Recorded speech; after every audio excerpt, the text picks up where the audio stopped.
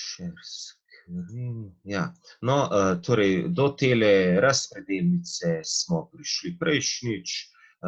Zdaj, ko poznate vse izraze, vam je verjetno čisto znana analitično pa sintetična dramska tehnika. To je stvar, ki bo prišla v poštev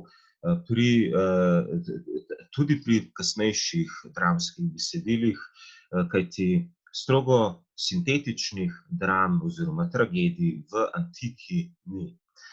V antiki imamo lahko ali analitične ali pa te, prejšnji smo že lepo narisali, ali pa take vrste tragedij kot je Antigona, ki so malo analitične, malo pa sintetične, skratka ne eno, ne drugo.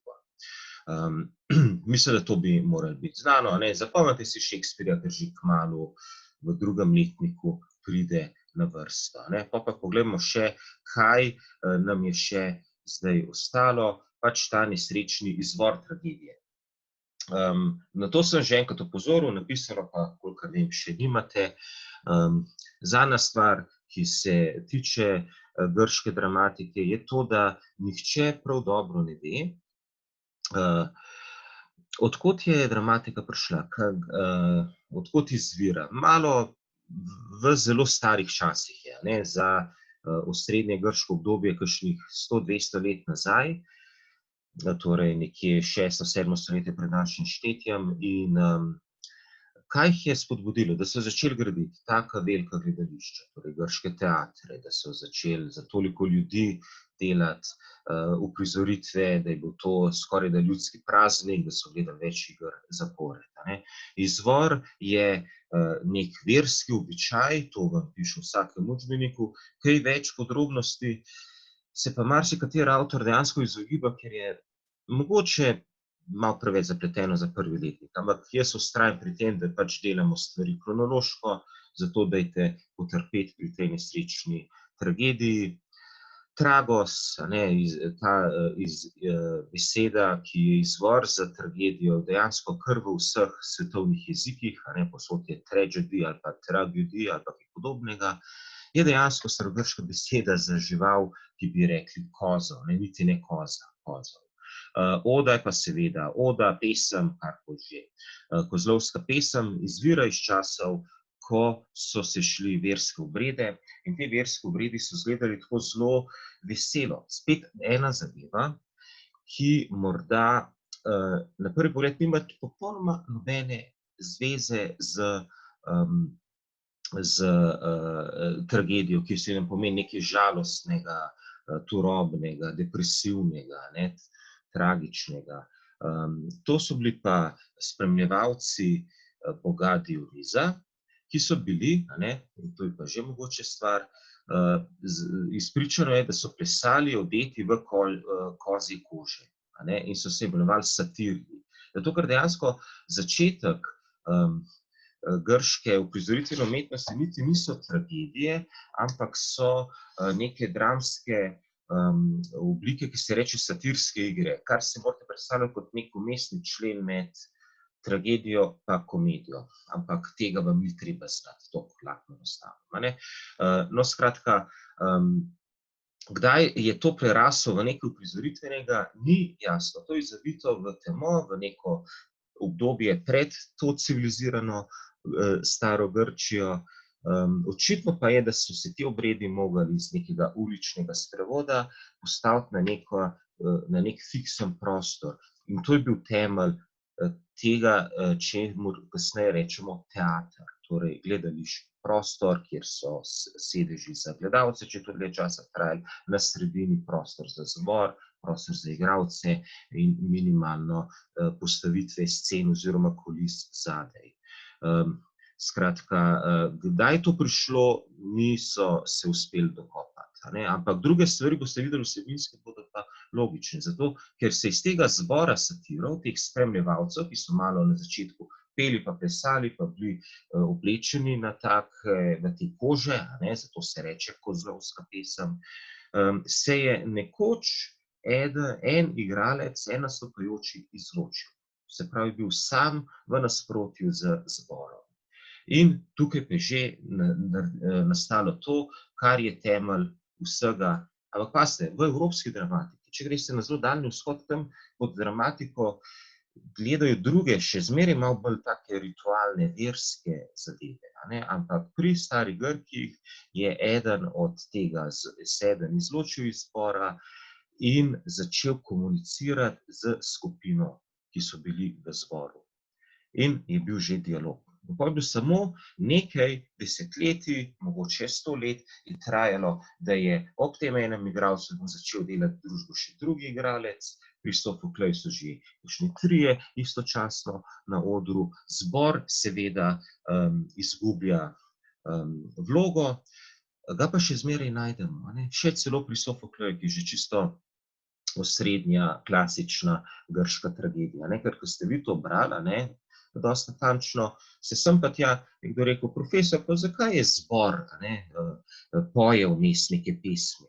To je ostanek tistega prvotnega gledališča, ki je bilo samo zborovsko, so bile samo neke pesmi pa hvalnice pa neke melodične spremljave, a ne. Skratka, v strukturi kasnejših klasičnih tragedij najdemo dokaze, najdemo te delčke, iz česa je vse to skupaj prvotno izšlo, a ne. To, da se je en izločil od igralcev, potem drugi, potem tretji, to je potrebovalo nekaj časa, ampak na tak način je to do tega prišlo, a ne. Skratka, če ponovim, torej kasneje sta se izločila drugi pa tretji, boste videli kdaj pa na kakšen način, dialog je potekal le samo med temi, zdaj so bili že trije na odru, ni bil več potreba, da se oni kaj ukvarjajo z zborom, a ne. Zbor je izgubil pomembno vlogo v uprizoritvi, ima samo še neke vmesne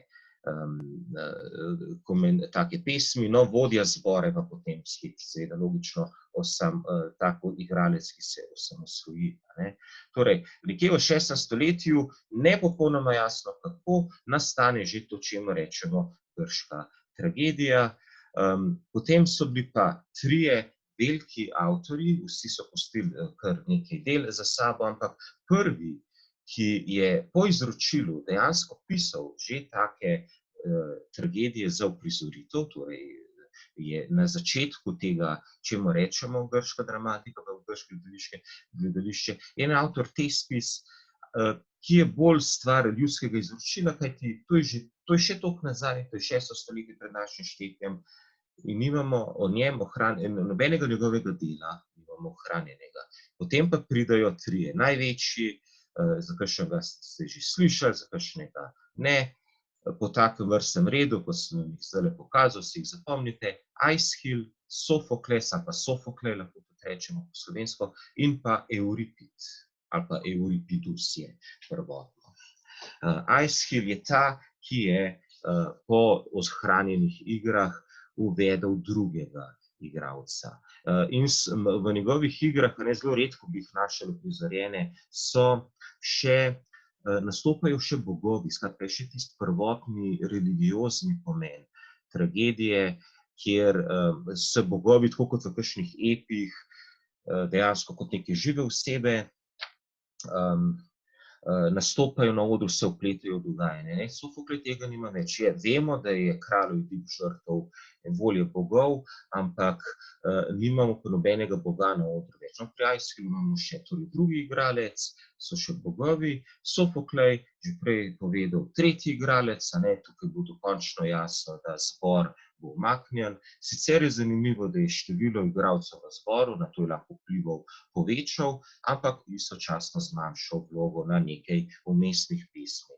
No, pol pa Euripid, na tega tudi marsikdo pozablja, pa mu dela veliko krivico, zelo pomemben avtor, a ne, tretji od te velike trojice, Aeschyl, Sofoklej, Euripid, tudi najmlajši, a ne, torej pozneje delal kot Sofoklej, je pa vpeljal pogoste za tisti čas moderne teme, ima skoraj same ženske like, tudi to je nenavadno, pri njem pa nobene sledi te volje bogov ne najdemo več, a ne. Zato je Sofoklej ta, ki ga morate najbolje poznati, ker je vmes. Malo je še na začetku, malo spominja na Aeschyla, a ne, malo pa že posodobljen. No, Euripid nima več volje bogov, danes bi rekli, a ne, psihološko utemeljene like, zato je že njegova dramatika precej sodobna.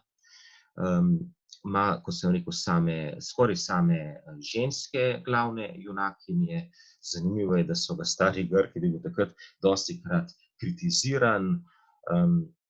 Je bila pa ta produkcija izjemno velika, ne. Več 100 iger je napisal vsak od njih. Imeli so to, čemur rečemo zdravo konkurenco, torej so tekmovali avtorji med sabo. Torej teh avtorjev dramatikov je moglo biti še veliko več, a ne. Ti trije so res, plus Thespis, ki je izvorni, so nekako ta najpomembnejša klasika, ne. Sofoklej je izpričano, da je pisal veliko svojih besedil za namene nekega natečaja, bi danes rekli, a ne, tekme, kdo bo napisal najboljšo tragedijo, in je pogosto zmagal. Evripida so malo kritizirali, ker je imel preveč ženskih vlog, a ne. Tudi stare Grke, kako so bili napredni, je to očitno motilo, a ne. No, tukaj imate to, kar smo zdajle povedali, še malo bolj podrobno v povedih napisano. Zdaj, kaj pa s komedijo, ne? Ta Dionizov kult, Dionizovi verski obredi so izvor tako tragedije kot komedije. Torej celotne uprizoritvene umetnosti, a ne, ampak komedija se razvije enih 100-200 let kasneje in ni dosegla te pomembnosti, te veličine kot tragedija, ne. Zmeraj je bila majčkeno, veste, na stran potisnjena, ne, mogoče po krivici. Tam ne nastopajo ljudje, ne nastopajo bogovi, nastopajo navadni ljudje, tudi nižji sloji, berači, prostitutke. Niso pa nam grške komedije, starogrške komedije kaj dosti znane, ne.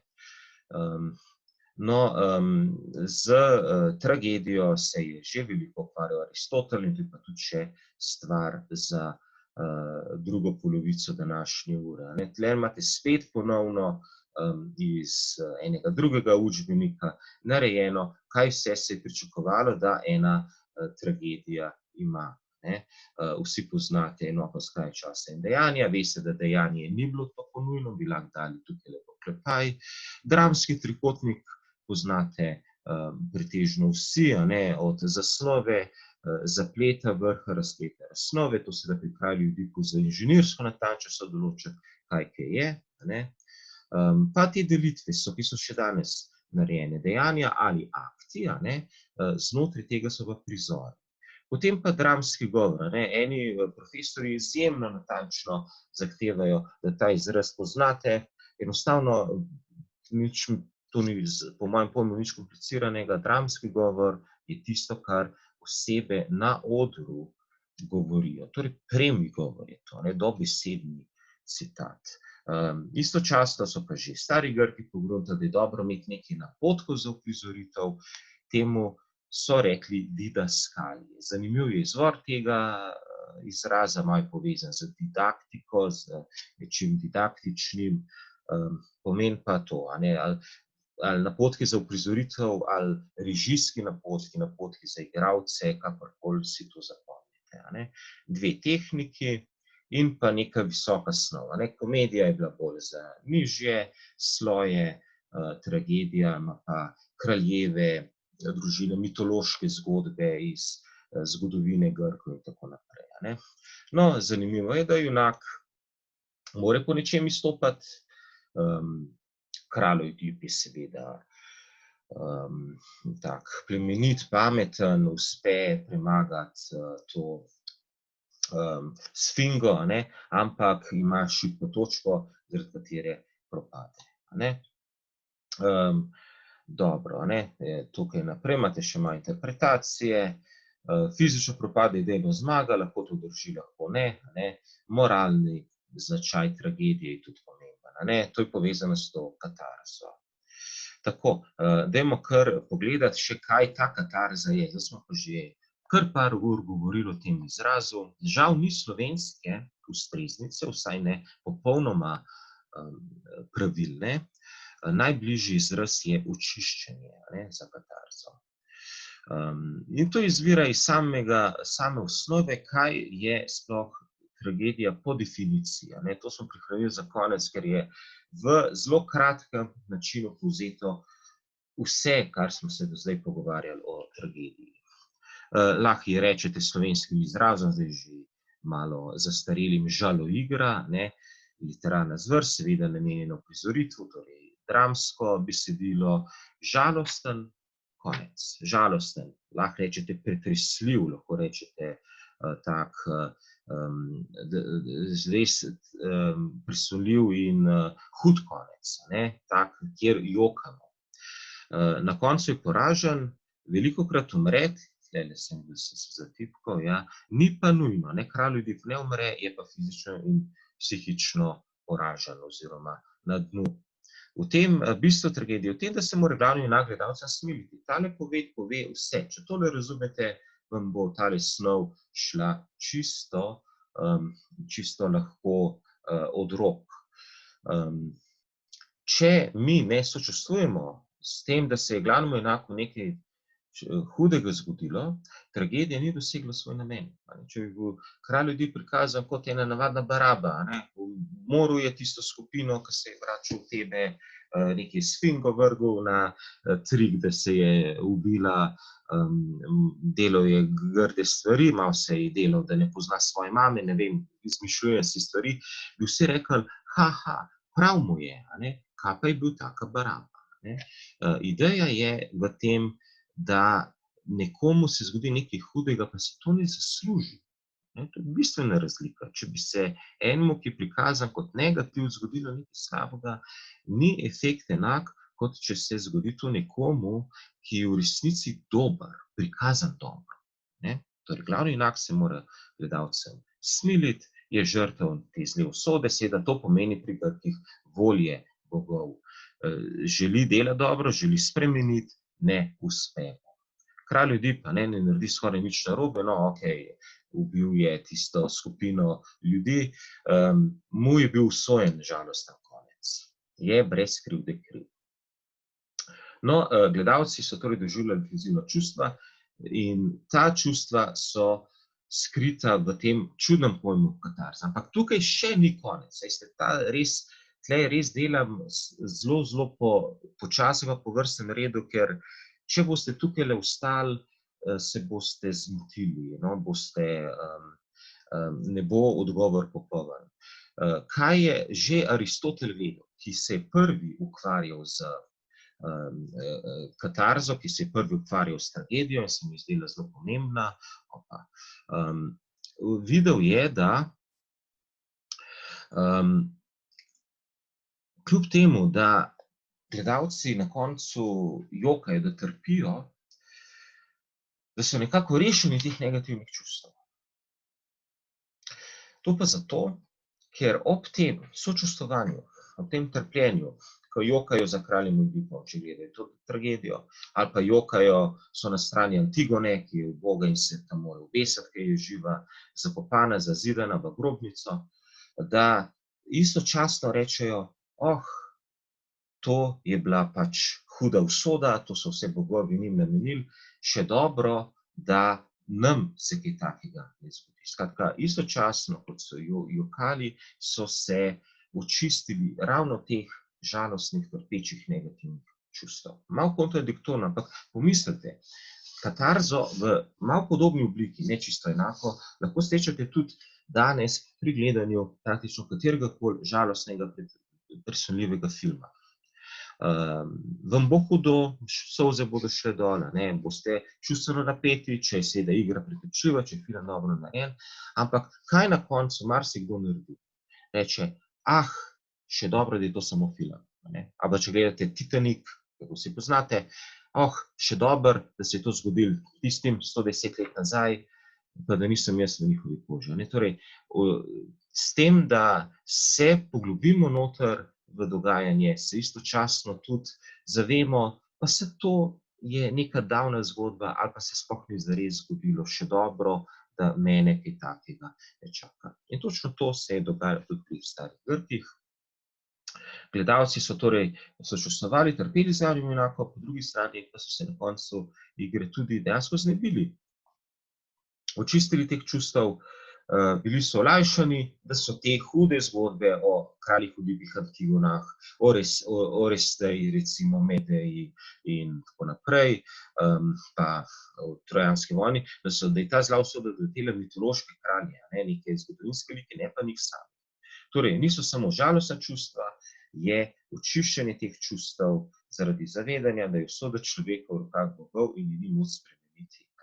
In tole je pomembna zadeva, prav zaradi tega čustva, katarze, ki je ne epi nimajo in ne komedije, je bila tragedija za Aristotela najpopolnejša, najbolj plemenita, najpomembnejša od vseh literarnih zvrsti. To je pogruntal že Aristotel skoraj da v istem času, kot so te tragedije nastajale. Ta knjiga Poetika je ena takih prvih filozofskih knjig, prvih literarnih zgodovin. Iz nje veliko vemo, v vseh teh mitih, v vseh teh stvareh, da je bil najprej so imeli junaško epiko in potem kasneje tragedije pa komedije. S tem, da Aristotel o Homerju govori kot o enem čisto pradavnem liku, tako kot da bi danes govorili o srednjem veku, ker je približno 500 let vmes razlike. Torej v Homerju, tudi v 4. stoletju pred našim štetjem, niso vedeli veliko. Vedeli pa so, da so se ohranile te junaške pesmi o trojanski vojni, ki so bile povezane v Iliado pa Odisejo. To niti ni delo enega avtorja. Evo, še ravno dovolj časa imamo, približno 10 minut. Par naslovov bo kljub vsemu treba vedeti, nekaj najbolj tipičnih grških tragedij. Glejte, če ste si zapomnili tisto trojico, Aeschyl, Sofokles pa Euripid, okrog 100 tragedij naj bi napisal vsak od njih, ampak brez strahu, ni jih treba poznati, ker so se večinoma izgubile. To je ena od zadev za res staro književnost, ohranjanje spisek naslovov, nimamo pa samih del. Skratka, po logiki zgodovine se je ohranilo, kaj je nekdo napisal, katera dela so bila, ne pa da bi imeli dostop do teh del. Ampak že iz naslovov lahko marsikaj sklepamo. Skratka, to gre za zelo stare tekste in so se porazgubili, ali vemo samo naslove, ali pa so tako drobni fragmenti, da jih ni mogoče ustaviti. V celoti se je ohranilo 7 od Aeschyla, enako število v naključju 7 od Sofokleja, no pa 17 od Euripida, pa ne zato, ker bi Euripid več pisal nekoliko mlajši, enih 50-100 let za prejšnjima dvema je pisal in je bilo že mogoče malo več možnosti za hranjenje. Ker seveda to je še obdobje pred tiskom, še pred knjigo strogo gledano, to je bilo napisano na neke ploščice, mogoče na kakšen pergament ali papirus, ampak zelo negotova usoda. In če si pogledate naslove Oresteja, tega izraza verjetno ne poznate, to je zbirka 3 iger, Sedmerica proti Tebam, pa že lahko vidite, evo, tebanski mitološki cikel. Sedmerica proti Tebam, najbrž se sklicuje, nisem čisto prepričan, ker tega igre nikoli ne uprizarjajo, samo obstaja, niti ne če je prevedena, iz takrat, ko je Polineik napadal Tebe. In vidite, imate tragedijo v Aeschylovem slogu. Uklenjeni Prometej, Prometeja verjetno poznate, grški bog, ki je ljudem podaril ogenj in so pa drugi bogovi zaradi tega, ker hudo kaznovali. Sofokles, mogoče že veste, iz tiste temeljite obnove tebanskega cikla, sledijo si kralj Oidip, potem pa Oidip na Polonu in potem Antigona. Tele napake, zatipkljaje bom mogel še malo popraviti, preden vam pošljem dokončno besedilo, ker sem zelo na hitro tipkal. Torej, kralj Oidip na Polonu je vmesna zgodbica med tem, ko neha Oidip biti kralj in med obdobjem, ko so otroci že odrasli in gre zgodba naprej. Elektra je iz istega mita kot Oresteja, Tričanke, potem vidite pa Euripid, skoraj sami, razen Hipolita, ženski liki, Feničanke, spet Trojanke, zgodba iz Troje, ko so se trojanske ženske zelo izkazale z nekim junaštvom, Medeja, ena posebna zgodba o boginji, Elektra, vidite, imajo tako Sofokles kot Evripid, ne mislim, da se je to napaka. Fedra, spet ena žena nekega grškega kralja, Ifigenija iz iste zgodbe kot Oresteja, Hipolit je, mislim, da povezan s Fedro, to je bil Pastorek, se pravi posvojenec od Fedre, ona je pa malo zaljubljena. Pa imate spet Heleno, ki se navezuje na trojanski cikel, isto Andromaha. Andromaha je žena od Hektorja, če se kaj spomnite. Torej, vidite, že po naslovih, ne da bi vam razlagal podrobnosti, samo eno bom za 5 minut za konec. Že po naslovih sklepamo, šli so po snov v obsežne mitološke cikle. In zato so ta dva trojanska pa temanski res razlog. Ne samo zato, ker imamo Iliado, Odisejo iz Troje, pa ker imamo te dve, Oidipa pa Antigono iz temanskega cikla, teh likov je ogromno. Očitno je en avtor izbral samo eno boginjo, ali pa eno kraljico, ali pa lepo Heleno, zaradi katere se je trojanska vojna začela, in na njej naredil neko dramo. Malo so se med sabo razlikovali, vsi so pa upoštevali osnovo, kot je bila v tem mitu, ki so ga vsi stari Grki poznali, znana. Glejte, kaj tale Oresteja za konec? To si morate predstavljati kot en dodatek trojanskega cikla. Da če to majčkeno utrdimo, kar ste sicer dobro znali po tistih kvizih, veste, da se trojanska vojna mukoma konča po 10 letih, Odisej rabi še 10 let, da pride do doma, na tem temelji Odiseja, potovanje domov. No, Oresteja pa izvira iz zgodbe, kaj se je zgodilo z Agamemnonom. Agamemnon v mitu preživi. Ni tako, da umre kot v tem filmu Troja, ki je malo preveč junaški. Je torej zmagovalec, nekako zajame Trojo, kar je že od nje ostalo, no in pride domov, kjer ga pričaka žena Klitemnestra. Zdaj pa morate malo poznati predzgodbe. Agamemnon je bil toliko nor na to Trojo, tako je hotel zmagati, da se je hotel prikupiti bogovom in je zato žrtvoval še pred začetkom trojanske vojne svojo hčerko, ki se imenuje Ifigenija. Skratka, to je Agamemnonova hčerka, on jo dobesedno zakolje, daruje bogovom. Pred vojno, vidite, malo imamo kruto zgodbo, ta Agamemnon je res negativno prikazan, zdaj lahko razumete zakaj. In potem gre v vojno, traja 10 let, seveda zmaga, preživi, pride nazaj. A ga je njegova žena vesela? Ja, ni, ker ne more preboleti tega, da je on za neko vojno dobičkarstvo žrtvoval njeno hčerko Ifigenijo. Zato ona po eni varianti mita ga kar sama pričaka, mu pripravi rdečo preprogo, ko on stopi dol z ladje, ga objame in ga zabode, tako da Agamemnon umre. Po drugi pa to naredi s svojim ljubimcem. Mislim, da je to, a je bratranec, a je brat od Agamemnona, niti ni pomembno, Aigist se imenuje.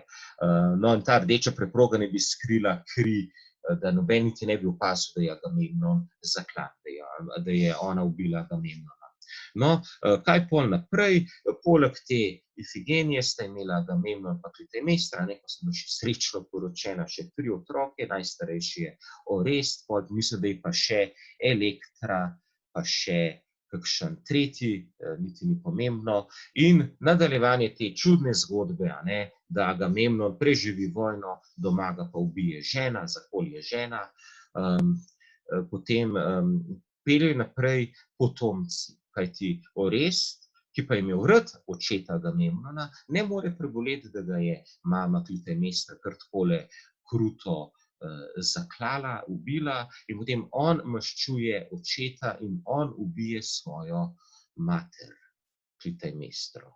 Pa pomu pa je Elektra pomaga, pa ne.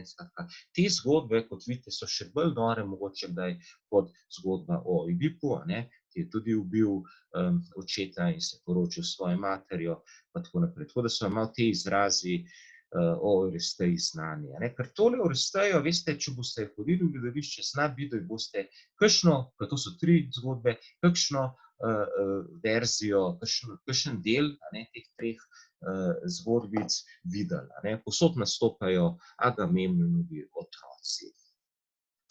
Pa smo se prigrizali skozi konec tele snovi, pa mislim, da kaj drugega šele ni, a ne.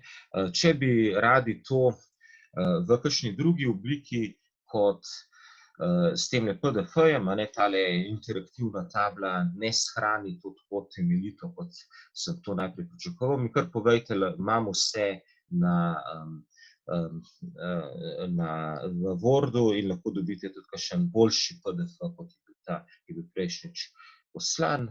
Če ima kdo kakšno vprašanje, naj kar vtipka v klepet na desni strani, a ne, spodaj morate vključiti chat in na desni kaj napišite, kakšno minutko imamo še. Zdaj, a se vrnemo to šolsko leto nazaj v šolske klopi ali ne, še žal ni znano. Se neke govorice pojavljajo, da bi bil 11. maj, a ne, torej sredina maja, mogoče že kakšen datum, ampak bolj je, sem videl, Sara, da si prišla, hvala, tudi ostali vidim, da ste kar prišli, tako da sem vesel. In upam, da je bila angleščina uspešna. Skratka, verjetno bodo bolj maturanti prišli v šolo kot vi, no.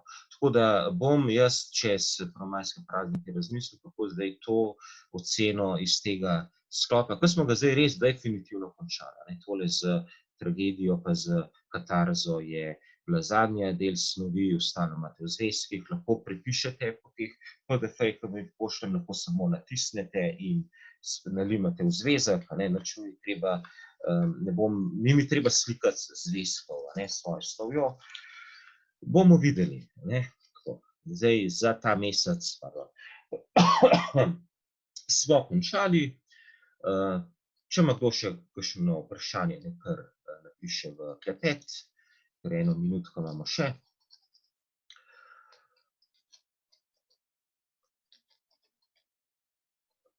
Ja, Kaja,